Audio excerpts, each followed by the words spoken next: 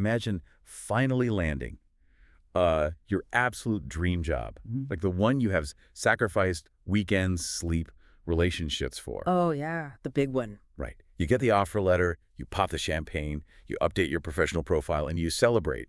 And then, I don't know, maybe 48 hours later, you wake up on a random Tuesday, look at your inbox, and you feel that exact same low-level humdrum anxiety you felt last week at your old job. It is the worst feeling, just that sinking realization. It really is. And it makes you wonder, why does our brain seem to punish us for winning?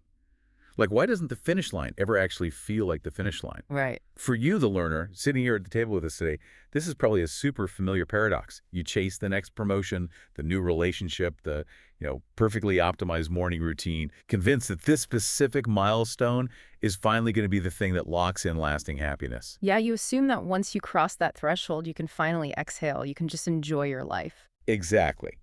But the sources we are looking at today present a radical proposition that, honestly, shakes the very foundation of how most of us operate. They really do. They suggest that the very act of seeking might be the exact thing guaranteeing you will never actually find the contentment you are looking for. Okay, let's unpack this, because these insights challenge our entire concept of how human happiness actually works mechanically. Right. It goes way beyond just being grateful. For sure.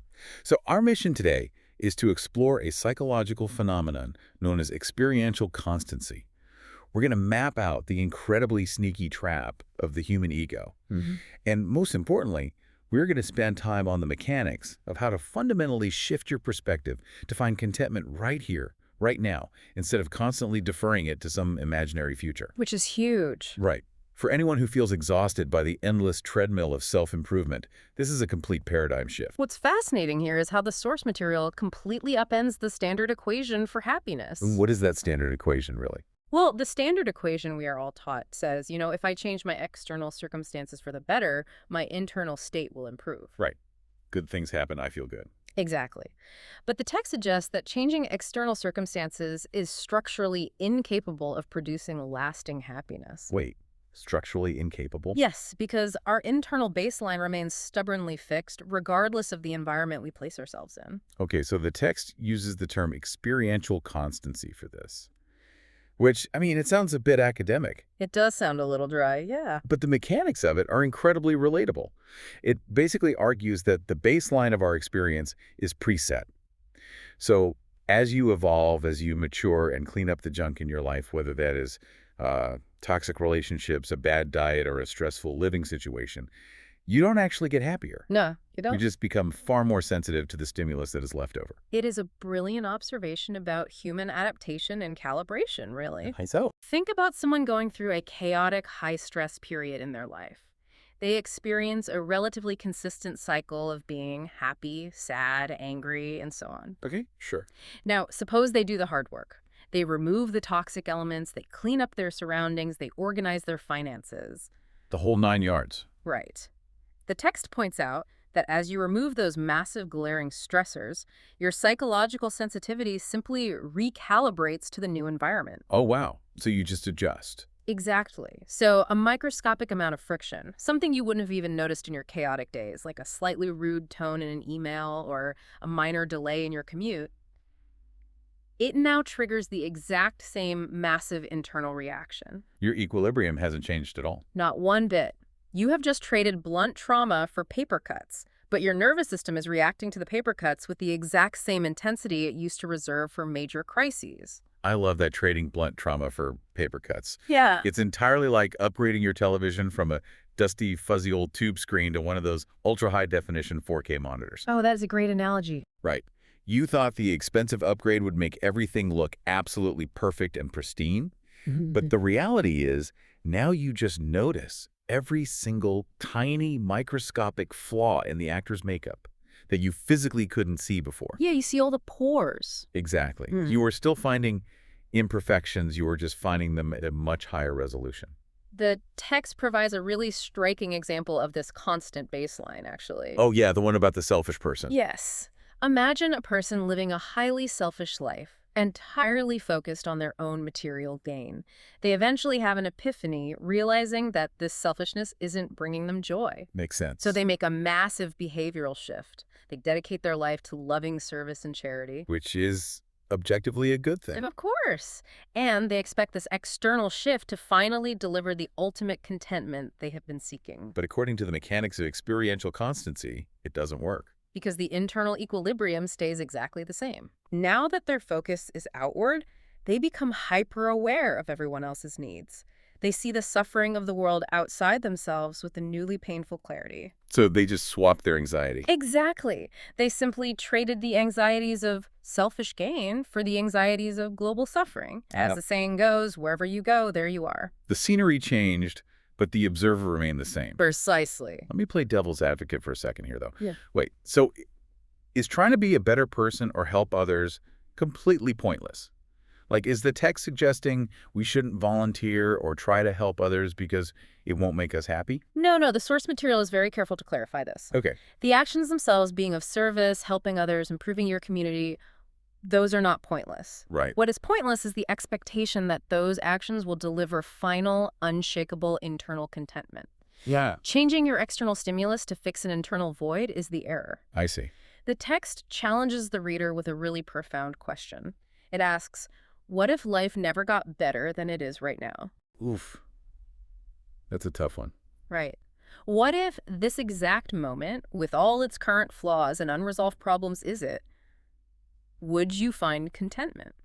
Because if changing the external stimulus mechanically cannot change the end state, then finding contentment now is the highest possible goal. Exactly. That is a deeply counterintuitive way to look at life. It forces you to look at why we are so obsessed with seeking the next thing. It really does. Like, if external changes are mechanically proven to fail at making us permanently happy, Right. why are we universally, almost violently obsessed with pursuing them? To understand that, the text says we have to look past the small character we think we are and examine the architect of this entire chase. Which is the ego. Yes, the ego. It is described as a tiny, constrained bit of awareness trapped within the mind, which we optimistically assume is inside a physical body. Right. And this ego has a very specific operational directive, like a core programming that it literally cannot violate. The text calls it the ego's mantra, right? Seek but do not find. Yes. Not seek and you shall find. Seek, but deliberately do not find. Here's where it gets really interesting, though. Oh, yeah. It is like the ego is a shady, bad contractor that you hired to fix up your house. Every time he finishes a room, you think the job is done and you can finally relax in your living room. Right. You think it's over? But then he comes out of the basement, wiping his hands on a rag, shaking his head, saying he found black mold behind the drywall. He says you have to rip out the foundation and the wiring is a total fire hazard. He's always got bad news. Always. He keeps finding brand new, catastrophic problems just to ensure you have to keep paying him. The ego's promise of future happiness is a complete lie, designed entirely to keep itself employed and keep itself alive. That is spot on. If the house is ever actually finished, the contractor is out of a job. Right. If you ever achieve perfect, unshakable contentment, the separate seeking ego dissolves. It loses its entire reason for existing. Which is terrifying for it. Exactly. The text explains that the ego requires boundaries and separation to survive. It needs a distinct concept of me versus them. Or me versus the universe. Right, or what I currently have versus what I desperately want. Without a scarce world where things are constantly divided into the valuable and the non-valuable, the ego literally loses its function. It feeds on contrast and dissatisfaction. There is a really tragic element to this, though, if you think about it. We are doing this to ourselves. We absolutely are. We cherish this separate, special self because we mistakenly believe it is who we fundamentally are. Yes, we identify so completely with this tiny, constrained personality that losing those boundaries, losing those desires, and that constant friction, it feels like death. It feels like absolute annihilation. Exactly. The text argues that we literally choose suffering. We voluntarily stay on the treadmill of frustration, anger, and anxiety because we genuinely believe it is better to suffer than to cease existing as this special, separate individual. That's wild. The ego equates a lack of problems with a lack of existence. If there is no friction to define my edges, do I even exist? Wow. So the goal line is just moving perpetually by design. The moment you get what you want, the ego instantly moves the target, so you remain in a state of seeking, which keeps the ego alive. Constantly. It is a brilliant, albeit exhausting, survival mechanism. Extremely exhausting. So how do we actually stop this? That's the million-dollar question. Like, if I am trapped in a house with a bad contractor who is holding my happiness hostage just to justify his own existence, how do I fire him? How do we break the cycle without triggering that terrifying fear of annihilation the ego is so afraid of? The solution offered by the sources requires a fundamental expansion of awareness. Okay. It starts with a concept very similar to metacognition in psychology, the ability to think about your own thinking. Right, stepping back. Exactly. You have to take off the blinders that keep you confined to that tiny personality. You must realize that if you are capable of observing your own suffering, if you can watch yourself make painful choices or feel anxiety, then there must be something outside of that small self doing the observing. And the text calls this observing presence the watcher, right? Yes, the watcher. It is the bigger part of ourselves. The sources leave the exact terminology open, actually. Depending on your background, you might call it consciousness, the soul, or pure awareness. Whatever clicks for you. Right. But whatever terminology you prefer, the text emphasizes that it is vastly larger than the personality. Okay. And the crucial distinction is that the watcher cannot gain or lose anything. It cannot be hurt, it wasn't born, and it cannot die. Wow. While the ego is frantically trying to manipulate experiences to find a fleeting moment of peace, the watcher is already set in peace. It is inherently free. Okay, let's get really practical here, because the mechanics of this shift are vital. The text is very clear that accessing the watcher isn't about adding another task to your morning routine. Definitely not. There is actually nothing to do. It is purely a shift in intention and perspective. You just start watching. Right. But how does that look in a real high-stress moment? Mm-hmm. Let's say you're in a meeting and a colleague takes credit for your work. Ooh, classic trigger. Yeah, the ego immediately flares up. It feels threatened. It wants to argue. It feels a massive spike in blood pressure. How do you shift into the watcher in that exact second? It happens through a tiny, almost imperceptible linguistic and cognitive shift. A linguistic shift. Yes. When that colleague takes credit for your work, the ego's immediate reaction is to declare, I am angry, I am threatened. You fuse your identity with the emotion. Right, you become the anger. To fire the contractor, you force a wedge of awareness into that moment. Instead of saying, I am angry, you internally shift to, I am noticing anger arise in my body. I am observing a feeling of threat. Oh, that is subtle but huge. It is. That tiny gap between the feeling and the observer is where the watcher lives. You don't try to stop the anger. You simply watch the ego throw its tantrum without believing you are the tantrum. So what does this all mean for our sense of identity? The text uses a classic philosophical metaphor to explain what this realization feels like. The river metaphor. Yeah, it says, seeking contentment is like looking for water while you are standing waist deep in a clear river. Or, it's like a single wave desperately searching for the ocean. It's a beautiful image. It really is. Yeah. A wave is only separate from the ocean because we invented a word and a conceptual boundary for it. Giving up your separate me isn't a loss because you never actually were that separate thing to begin with. It is about discarding a mistaken identity rather than losing your true one. Exactly. It actually reminds me of wearing a virtual reality headset. Oh, interesting. How so? Well, when you have the headset on, you are fully immersed in the video game. If a monster attacks your avatar, your real-world heart rate spikes. Yeah. You panic. You feel like you are in actual danger. Because the brain believes it. Right. But shifting to the watcher is simply the act of remembering you are wearing a headset. The game is still happening. The monster is still attacking the avatar. But the player holding the controller is sitting safely on the couch, completely unharmed. That is an excellent modern parallel to the wave in the ocean. The watcher is the player on the couch. But this raises a very practical concern. Okay, what is it? If I'm just the player on the couch, if I'm just the watcher and my internal peace is already guaranteed, doesn't that make me totally passive? The passivity question. Yeah. Tomorrow morning, my alarm is still going to go off. I still have to pay rent. I still have to commute. And I have to interact with my boss as the avatar in the game. If I detach this much, why would I try hard at anything? Do I just sit on a rock and stop participating in my life? This is the most common concern when people encounter the concept of non-attachment, for sure, and the sources explicitly address it. Thank goodness. Becoming the watcher does not mean you stop participating in the physical world.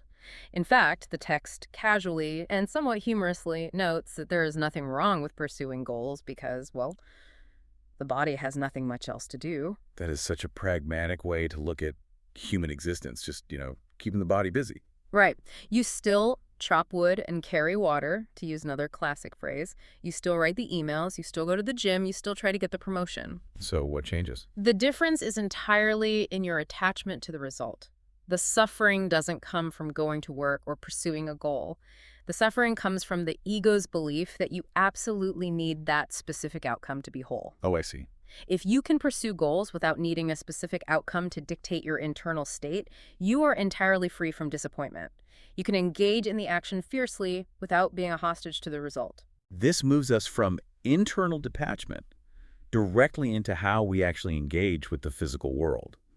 If nothing matters for our internal peace, how do we spend our time? Exactly. The source material frames this in a brilliant way, I think. You make life a game. And it uses a very specific type of game to illustrate this point. Playing with a kid, right? Yeah. Think about playing a complex board game with a young child. You, as the adult, understand the intricacies, the rules, and the strategy. But you aren't playing to crush the kid. Hopefully not. Right. You actually hope the child wins. You engage fully, you make your moves, you feign surprise when they take your piece, but your internal piece is completely detached from the outcome on the board. That is such a freeing perspective. The text suggests we can engage with the world this way. We can interact with other supposedly separate people, hoping they achieve joy and success, while knowing deep down that no achievement dictates our own true contentment. It removes all the pressure. I was thinking about it like playing Monopoly. Oh, Monopoly ruins families. It really does. Yeah. When you forget it's a game, landing on boardwalk with a hotel feels like a life or death crisis. You are sweating, you are arguing about the rules, you want to physically flip the board over. I've all been there. But when you remember it is just colored paper and plastic houses, you still roll the dice, you still negotiate hard, but you can just enjoy the laughs and the ridiculousness of the situation. It is fun, precisely because the stakes aren't real. That element of play is vital because human beings intrinsically crave the struggle. We do. Oh yeah, we don't actually want a frictionless existence as much as our ego claims we do. The text references Joseph Campbell's hero's journey to explain why we are drawn to conflict. The idea that we fundamentally love the drama of existence. We really do. The hero's journey is the architectural structure of almost every great myth, novel, and blockbuster movie. Right, the hero leaves home. The hero starts in a state of obscurity, gets thrust into a terrifying adventure, fails miserably, faces impossible odds, achieves a chaotic victory, and returns transformed. It's the classic arc. We love the suspense. Think about the mechanics of a movie script. We wouldn't buy a ticket to a movie where the main character just sits in a comfortable, temperature-controlled room for 2 hours with absolutely no conflict, no misunderstandings, and no villains. It would be incredibly boring. We want the dark night of the soul on screen. We want the pain, the failure, and the redemption. But the irony is, we hate the dark night of the soul in our own lives because we forget we are watching a movie. Oh, wow. We forget we're in the theater. The text points out that this drama is simply what the ego loves to do. It loves the narrative of the separate, struggling self. And the advice provided here is incredibly gentle. What does it say to do? It says, don't be mad at the ego. Don't declare war on it because fighting the ego just creates more friction, which feeds the ego. Which is what it wants. Exactly. Just shift your awareness to the watcher. Let the ego do what it loves to do. Let it get swept up in the narrative of the board game. And from the perspective of the watcher, you can just sit back and observe the mechanics of your own mind, like you are watching a really good, suspenseful movie. I love that. If we connect this to the bigger picture, the ultimate takeaway here is incredibly empowering. How so? Knowledge is most valuable when it is applied, and here it is applied by actually stepping further into life, not retreating from it. Once you realize you are the watcher, you can deliberately take massive risks. Because the stakes aren't real. Exactly. You can add a little drama to your life. You can swing for the fences in your career. You can be vulnerable in your relationships, or you can start that creative pursuit. You can do all of this because fundamentally you know you cannot lose. The core of who you are, the player holding the controller, is untouchable. It takes us from the exhausting trap of experiential constancy, where we are just frantically rearranging the furniture on a sinking ship, trying to find the perfect, comfortable setup, to the liberating realization that we aren't the ship at all. We are the water. For you listening, for the learner, I think this framework is the ultimate tool to cut through the absolute noise and information overload of modern self-improvement. It really is a relief. It is a total relief. You don't need 100 new life hacks. You don't need to perfectly optimize your calendar, biohack your sleep, or secure the next promotion to finally earn your peace. You just need to realize that you are the ocean, not the wave. You can just watch the wave do its thing without forgetting what you really are. The source material leaves us with a profound challenge, actually based entirely on this premise that the watcher is fundamentally untouchable. Okay, lay it on us. If you truly cannot gain or lose anything of real value because you are the watcher, well, what if the greatest, most radical risk you could take tomorrow isn't a massive career move or a wild external adventure, but simply daring to experience a completely ordinary, uneventful day without a single desire for it to be anything else? Daring to just exist without needing the next thing. Exactly. Because maybe, just maybe, that finish line you have been sprinting toward your whole life isn't a place you arrive at. It is just a mirage you finally stop believing in. Thank you so much for joining us at the table today, learner. We will see you on the next deep dive.